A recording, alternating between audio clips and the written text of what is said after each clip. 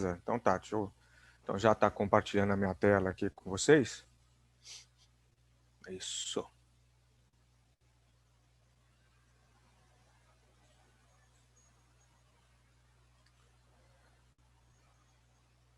Tá aí, nós vamos retornar ao estudo de instrumentos nas mãos do Senhor e vamos orar um pouquinho antes, né, pedindo a orientação de Deus e a bênção de Deus para esse momento.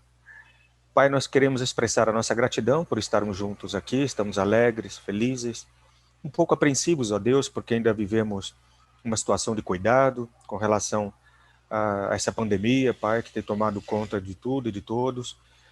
Pedimos que o Senhor nos fortaleça, que o Senhor seja a razão da nossa esperança, que a Tua palavra possa sempre nos animar e fortalecer, ó Deus, e que saibamos esperar no Senhor, com paciência, com cuidado, porque, como disse, ó Deus, a Tua palavra há pouco, o Senhor tem cuidado de nós. E entendemos, ó Deus, que não é a condição de proximidade física, como foi bem observado, que pode nos fazer, ó Deus, estar como igreja, mas sim o fato de participarmos e sermos membros da Igreja Invisível. Ou seja, somos um só corpo, o corpo de Cristo, que no mundo inteiro, em todo o universo, ó Deus, num momento como esse, está em comunhão, está realmente, ó Deus, em adoração, muitos orando, louvando, te cultuando, ó Deus, e por isso, Pai, acreditamos que tem sido um motivo realmente de alegria para nós e de desafios, para poder, ó Deus, orar, interceder e acreditar que o Senhor há de manifestar o teu poder, a tua graça, e vamos poder dizer, ó Deus, a muitos que o Senhor é um Deus de milagre. Obrigado, Pai. Obrigado por cada família, obrigado pela nossa igreja, obrigado, ó Deus, pela maneira como o Senhor tem nos abençoado e confortado. Obrigado pela paz que o Senhor derrama abundantemente, de forma constante, em nossos corações. Pedimos agora a tua direção para este pequeno estudo, ó Deus, que a gente possa sair daqui fortalecidos, na disposição de querer não só aprender mais, mas praticar mais e viver intensamente a tua palavra, porque o Senhor mesmo exortou nela de que não basta ser ouvinte da tua palavra, mas é preciso, ó Deus, sermos achados como aqueles que praticam a tua vontade, aqueles que realmente falam do teu amor, da tua graça e do teu perdão. Então, muito obrigado, Pai. Pedimos a tua orientação. Em nome de Jesus, assim oramos e assim agradecemos. Amém. Já faz um tempo, né, que nós não falamos sobre esse tema, instrumentos nas mãos do Senhor, a gente deu uma pausa aí. Então, eu quero lembrar aqui um pouquinho com você, né, o nosso modelo de ministério pessoal, que foi onde nós paramos, ok? Quando a gente pensa aqui nessa questão de estar servindo realmente como instrumentos ao Senhor e nas mãos do Senhor, há um propósito para isso da parte de Deus, e esse propósito, com certeza, é de que sejamos um instrumento que possa causar mudanças, né? Mudança na vida de alguém, né? Mudança na vida de várias pessoas, enfim, assim como queira o Senhor em nós. E o desejo do nosso coração é que esta mudança que vamos dizer assim, essa mudança que vai ser realizada no coração de uma outra pessoa, em razão daquilo que Deus está fazendo através de nós e em nós, possa ser um fruto positivo desse trabalho que nós estamos fazendo, né? Que é de ser este instrumento nas mãos do Senhor. Ninguém quer realmente estar frustrado, chegar a um ponto da carreira cristã e poder dizer assim, eu não frutifiquei, eu não dei frutos e etc e tal. Não. Nós queremos poder ter a certeza no nosso coração de que esse trabalho que está sendo feito vai gerar bons frutos, né? E até então o que a gente observou, que para que isto aconteça, para que esse fruto possa realmente florescer e ser um fruto que permaneça, um fruto positivo, um fruto que realmente seja alvo da mudança, né, do coração, a gente precisa passar por alguns estágios, a gente viu isto. O primeiro deles foi a questão de amar. Você não consegue ser um instrumento nas mãos do Senhor se você não aprender a amar as pessoas. Porque para você se relacionar com as pessoas, você tem que amar as pessoas. E no mundo de hoje, a gente foi, vamos dizer assim, ensinados, né, a amar com base naquilo que as pessoas fazem, com base no que as pessoas são, com base no que as pessoas têm. E olhando para a Bíblia Sagrada, amar as pessoas é muito mais do que o que eu quero ver nas pessoas, o que eu desejo das pessoas, o que eu espero que as pessoas sejam. Esse amor é o amor ágape, é o amor de Deus, né? O amor que fala ao coração das pessoas e é o amor que com certeza transforma. Eu não vou me alongar aqui nesse primeiro tópico, porque eu só estou trazendo à memória aí aquilo que nós já observamos para que vocês se recordem. O segundo aspecto do nosso ministério, do aspecto ativo do nosso ministério, seria conhecer. Eu amo e parto para o princípio de estar conhecendo as pessoas com as quais eu vou conviver. Preciso saber quem é. Quem é o meu vizinho, como ele é, o que ele pensa, como pensa, onde ele trabalha, o que ele faz, né? Eu preciso conhecer, não precisa conhecer profundamente, porque existe um aspecto do conhecimento que nos é impedido pelo Santo Espírito de Deus, que é o coração. A gente não sabe exatamente o que está no coração das pessoas. Mas isso não tira o privilégio de querer conhecer as pessoas pelo que elas fazem, como se comportam, pelo que elas pensam, né? Pelo que elas decidem.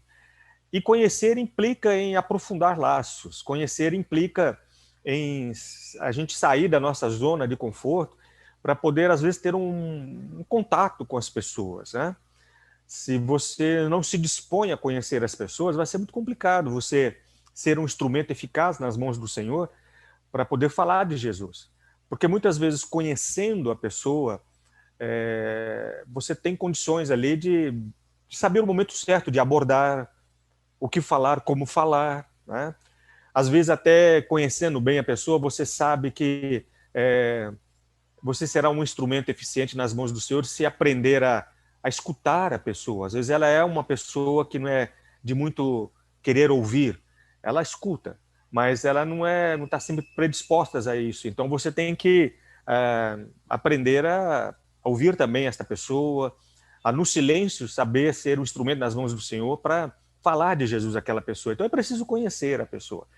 E muitas vezes esse aspecto é falho, né, na nossa vida, porque às vezes na igreja a gente acaba apresentando pessoas à profissão de fé, ou algum cargo na igreja, ou alguma tarefa que ela possa fazer, sem até mesmo conhecer bem aquela pessoa, né?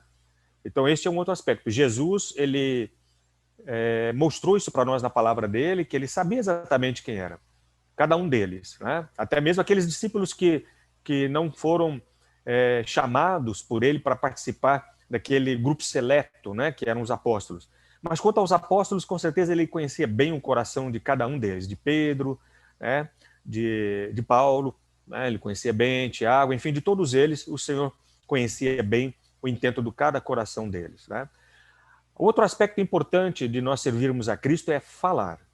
Não é tagarelar, ok? Mas é falar. E falar implica, você só vai falar bem se você escuta bem. Então, falar de Deus, falar do amor de Deus, você precisa escutar de Deus, você precisa ouvir o amor de Deus. Para falar da verdade de Deus, você precisa escutar a verdade de Deus. Só que você precisa falar. Não é outra pessoa que tem que falar por você, né, a respeito de Jesus, da salvação, do amor, da graça e do perdão. Não, de maneira alguma. É você mesmo quem tem que falar, e Deus vai dar a você a capacitação para isso. Até ele mesmo diz, olha, no momento certo, não precisa nem se preocupar sobre como, etc., e por aí vai, sobre o tema, porque naquele momento o Espírito Santo vai capacitá-lo para que você possa falar. E a ênfase ali é exatamente para que você entenda que parte de você, tem que partir de você esse desejo, né? Então, às vezes a gente percebe algumas pessoas que gostam de levar os vizinhos na igreja, gostam de levar os amigos, os parentes na igreja, para que eles possam ouvir a palavra sendo pregada lá pelo pastor, pelo presbítero, pelo professor da escola dominical, né? Enfim, pela liderança. Tá, ótimo, muito bom, não tem problema nenhum. Mas o ruim é quando você faz isso no sentido de que, olha, eu não sei falar do amor de Cristo, eu não sei falar da salvação, eu tenho dificuldade de pregar o evangelho, então eu vou levar as pessoas lá para que possam ouvir. Se é o seu caso isto, se é o seu caso esta situação, então você vai ter que trabalhar isso na presença de Deus, né? Vai pedir ao Senhor em oração para que Ele te dê realmente a sabedoria para poder falar de forma correta sobre o amor do Pai, sobre a graça, sobre o perdão, sobre a misericórdia, sobre a verdade, tá bom? Outra coisa que também faz parte, né, desta atividade nossa como instrumentos nas mãos do Senhor é fazer, quer dizer, é trabalhar, é fazer. É ser realmente aquilo que Jesus falou, olha, botou a mão no arado, não pode olhar para trás. Né? Então, botou a mão no arado, tem que ir em frente, tem que fazer. Pegou a semente, tem que semear, tá certo? Então, na hora que você está à frente dos ministérios, dos trabalhos, na hora que você está à frente de uma situação em que você é direcionado pelo Espírito Santo de Deus para falar do amor do Pai, do perdão, da graça, da salvação, então você tem que predispor o seu coração a fazer alguma coisa por isso. E este fazer tem muito, está muito relacionado com a situação de que você tem que arregaçar as mangas realmente para estar com a pessoa. Não é só acreditar que a junta diaconal vai fazer. A junta diaconal tem um ministério, mas isso não tira de nós o exercício do mesmo ministério. Por exemplo, o ministério da junta diaconal, de maneira geral, seria ação social. Mas isso não tira de mim o privilégio de também fazer ação social. Não é porque na minha igreja tem uma junta diaconal que é somente eles que vão poder distribuir cesta básica, visitar, orar, levar as pessoas no hospital, separar lá, procurar ver os hospitais que estão vazios para que sejam direcionados àqueles que precisam, etc. E tal. Não são só eles. A minha igreja tem diáconos, eles cuidam disso. Mas eu também posso fazer. Né? E não é só esperar que o meu irmão que está do meu lado faça alguma coisa. E muitas vezes eu perco o privilégio de estar sendo um bom instrumento nas mãos do Senhor, porque eu estou considerando que alguém, né, teria que fazer e não eu. Por exemplo, o pastor tem o dom da pregação, o dom da palavra, de ir pregar. Mas isso não significa que ninguém possa pregar. É uma questão de sentar, de conversar, da gente orientar para que a pessoa possa ter também ali o privilégio. Às vezes ela até gosta, ela talvez não tenha o chamado para ser um ministro do evangelho, mas de repente ela gosta de pregar, quer ser um professor da escola dominical, quer fazer alguma coisa, quer fazer e acontecer na área didática, né, do crescimento. Então é preciso fazer. Por isso que às vezes a gente comenta que para o servo do Senhor, para aquele que é instrumento nas mãos do Senhor, não tem aposentadoria dentro do reino, né, de Deus. A gente não pode chegar num estágio de compromisso com Cristo no reino, de poder dizer, bom, este ano eu fiz muito, mas agora eu vou descansar e vou dar oportunidade para que outras pessoas possam fazer. Esse tipo de comentário, ele não tem sustentação bíblica, não, tá? Sempre temos no reino algo para fazer, e temos que pedir a Deus, então, que nos dê discernimento, abra os nossos olhos para saber exatamente o que fazer, no momento certo, a hora certa, para que outras pessoas também sejam abençoadas. Então, esses 4 tópicos a gente comentou, e é lógico que vivendo estes princípios como instrumento nas mãos do Senhor, eles vão promover o quê? Mudança de coração. Ok? Eu estou aqui fazendo um resumo, né, uma pequena resenha, mas a gente já sabe, a gente já viu cada um destes tópicos nos estudos anteriores, com o propósito de aprender a ser esse instrumento nas mãos do Senhor, né, que possa ali mudar o coração de uma pessoa, tá bom? Então isso é muito importante da parte de Deus na nossa vida, na minha vida e na sua vida. E essa mudança é significativa, porque conforme a gente viu na palavra do Senhor, é a mudança mesmo, é a transformação, né? É ser uma nova criatura. Não é mudar só o comportamento, né? Mas é mudar o coração. E isso só se dá pela ação do Espírito Santo. E o instrumento que o Espírito Santo usa para fazer isso somos nós. Né? Se você olha para a vida dos apóstolos, vamos pensar neles, tá? Vamos olhar aqui para a questão neotestamentária, né? Então, se você olha para a vida dos apóstolos, você vai ver que eles participaram de tudo isso, eles aprenderam a amar, a conhecer, aprenderam a falar, né? A fazer, principalmente, né? E ali puderam colher frutos, né, da mudança do coração de muitas pessoas, de muitos deles, ok? Ainda como instrumentos nas mãos do Senhor, pode acontecer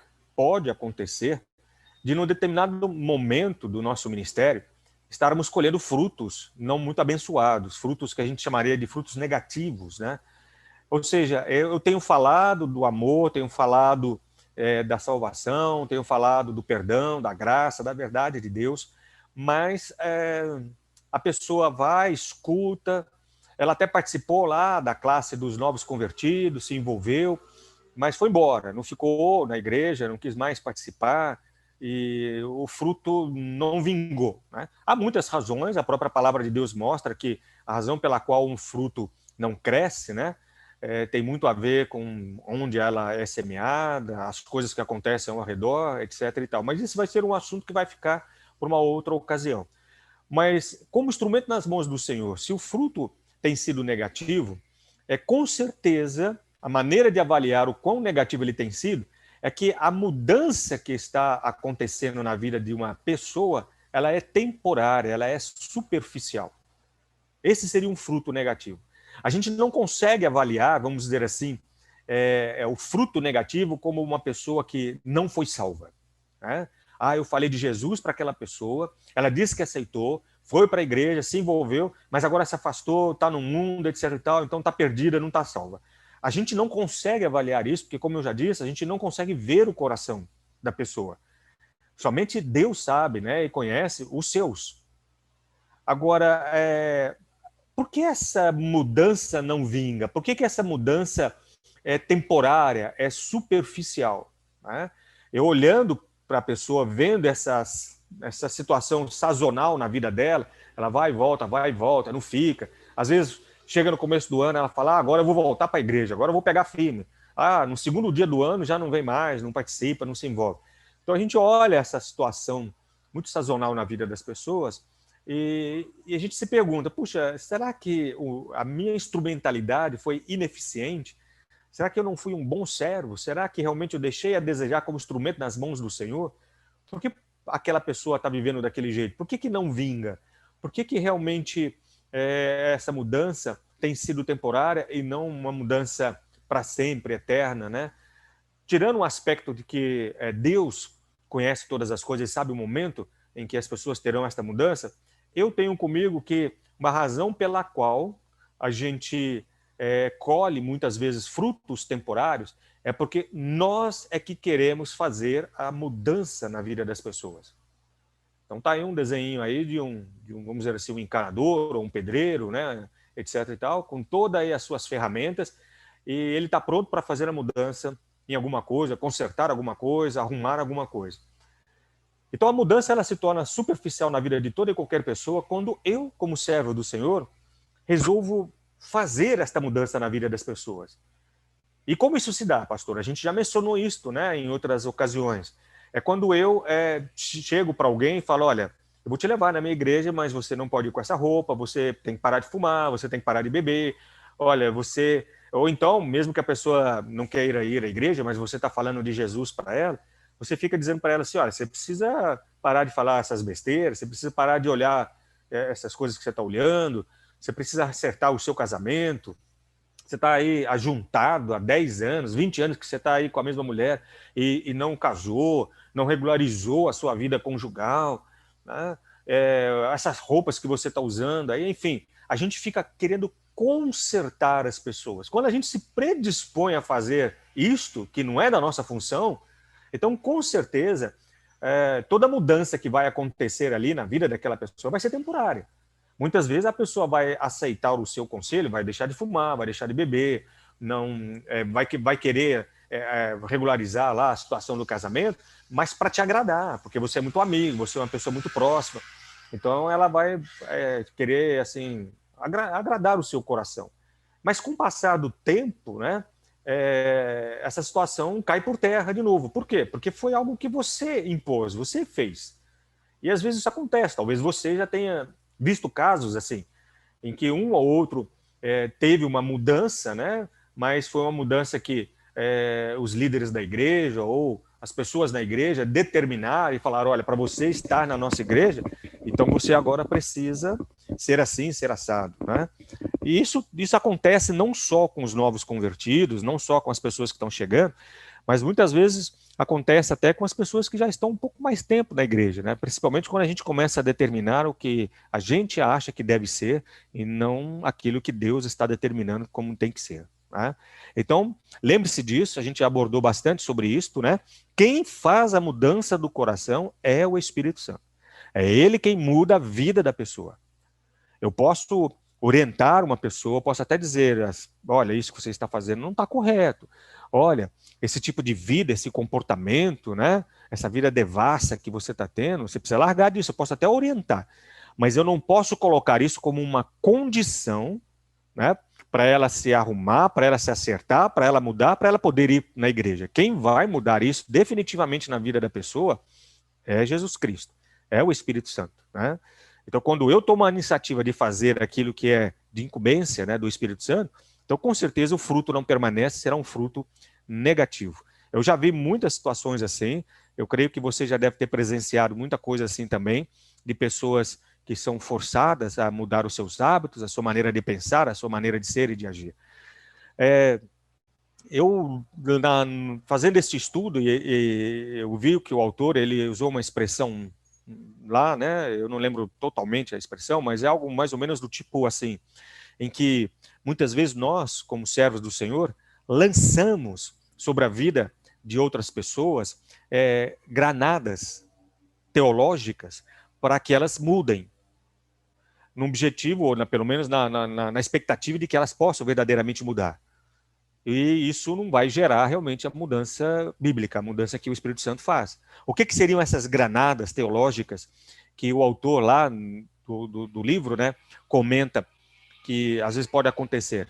É quando a gente da igreja, do púlpito, da escola dominical, enfim, daquele ponto em que a gente está ensinando a palavra de Deus, a gente olha para as pessoas e quer falar uma verdade bíblica, como se estivesse direcionando aquilo e numa condição de que a pessoa tem a obrigação de entender, de aceitar, para poder mudar radicalmente a vida. Vamos pensar aqui num exemplo, né? Vamos pensar numa situação para ilustrar isto, né? Falando da alegria do coração. Nós estamos vivendo uma situação que é complicada, porque a maioria de nós temos a nossa alegria condicionada a fatores externos. A nossa alegria, para muitos, a alegria que as pessoas sentem não tem nada a ver com a presença de Deus. Agora, nós que somos cristãos e que já estamos na jornada há muito tempo, sabemos que a nossa alegria é o Senhor. Então, quando eu olho para uma pessoa do mundo, uma pessoa que ainda não aceitou Jesus, e falo para ela, olha, você precisa aprender a ter a alegria de Deus no seu coração. Isso é como uma granada teológica, porque eu estou exigindo que ela tenha um comportamento espiritual que ela ainda não pode ter e nem entender, porque ela ainda não teve a mudança do coração. O Espírito Santo ainda não quebrantou, não mudou, não transformou aquela vida, né?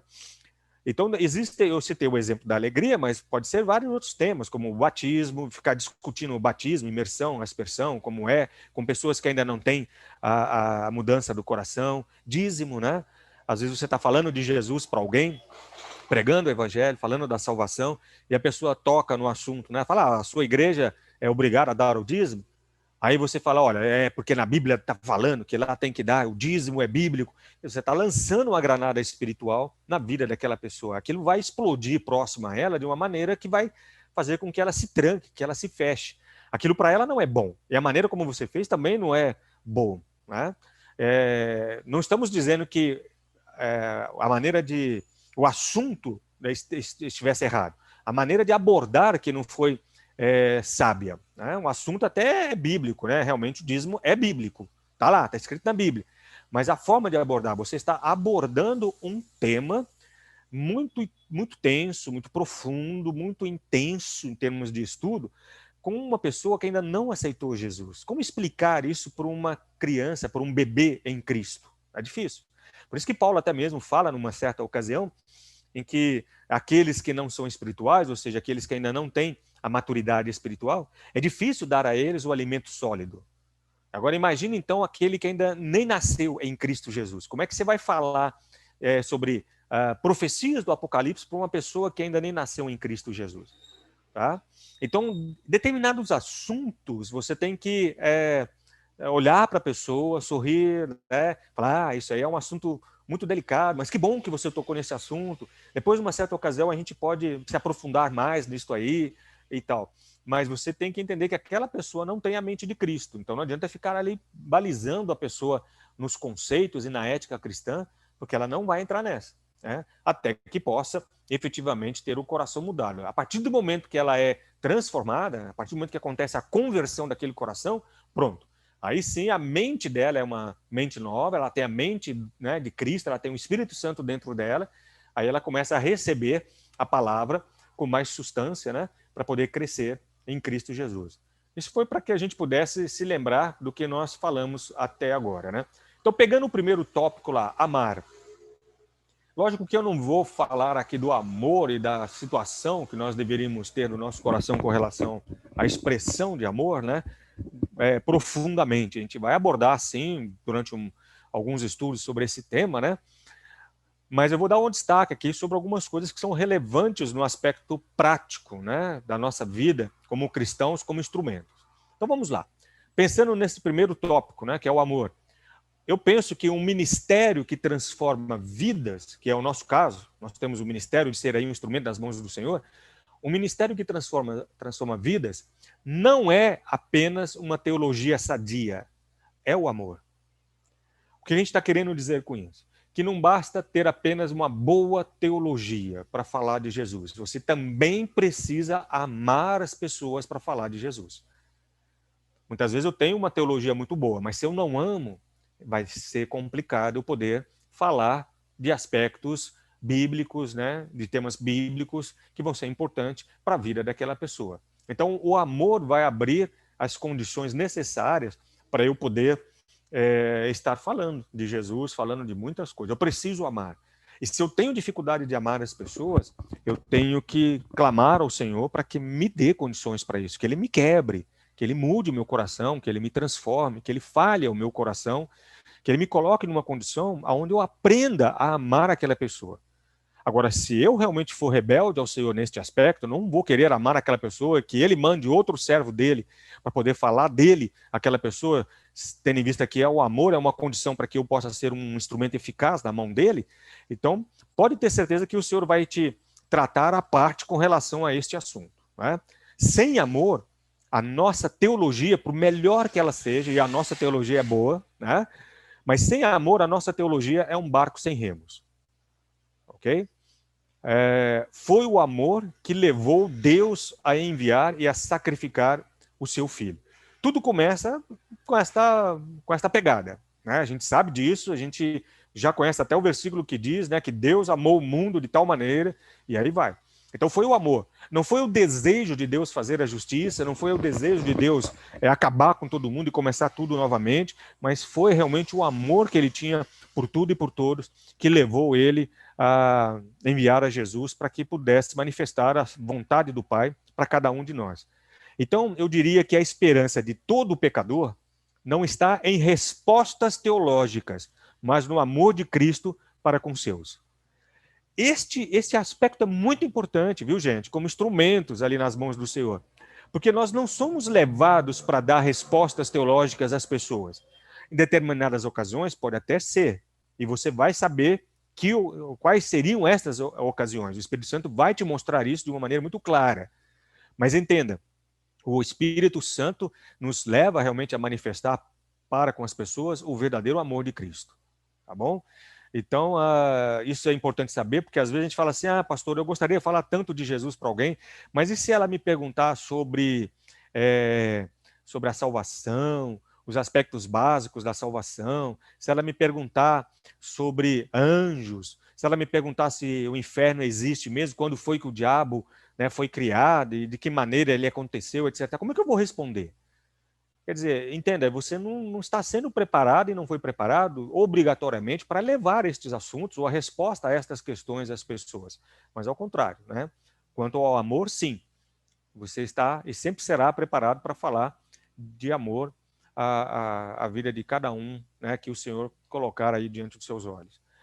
Portanto, eu diria que o amor de Cristo não é só alicerce para a nossa esperança pessoal, mas o amor de Jesus é também a expressão, né, única desta esperança para que a gente possa ser eficiente por Cristo com as outras pessoas.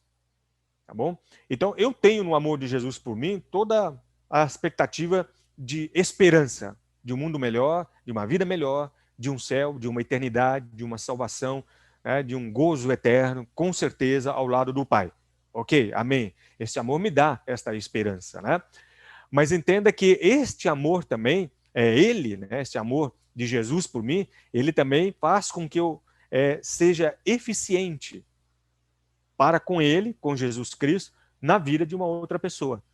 É aquela máxima de Jesus, eu só consigo falar dele para uma outra pessoa se realmente eu amo a Jesus tanto quanto ele tem me amado. Né? Então, o amor dele por mim é que me motiva a eu falar dele para outras pessoas, porque eu vou falar deste amor, eu vou pregar esse amor, eu vou anunciar esse desígnio de Jesus. Né? Então, a gente vai fazer uma pausa por aqui, e aí na próxima semana, como no próximo estudo a gente vai, eu vou deixar só com vocês então, só os dois endereços, Romanos 8, de 31 a 39, 1 Coríntios 13, um capítulo clássico, né, do amor, de 1 a 13. Leiam esta final de semana, esta semana, esses dois textos, né, Romanos e 1 Coríntios, porque aí na quarta-feira a gente vai entrar em Romanos, capítulo 8, de 31 a 39, vamos destrinchar lá o que Paulo fala a respeito deste amor, para que a gente possa alicerçar, né, colocar ali como um alicerce este amor no nosso ministério para com Jesus. Falta aí alguns minutinhos, eu quero, antes de encerrar aqui, estar orando, né, por você, por sua vida, e agradecendo aí, desde já, o que Deus está fazendo em nós. Pai, nós te agradecemos, em nome de Jesus, pela bênção de estar vivendo este momento, de estudo da tua palavra, de crescer.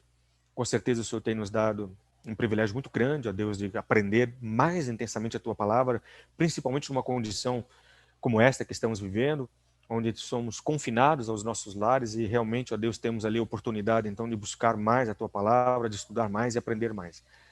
E obrigado porque o Senhor tem nos ensinado a amar o próximo como a nós mesmos, a amar o próximo como o Senhor tem nos amado. E é este amor, ó Deus, por cada irmão, por cada pessoa, por cada indivíduo, por cada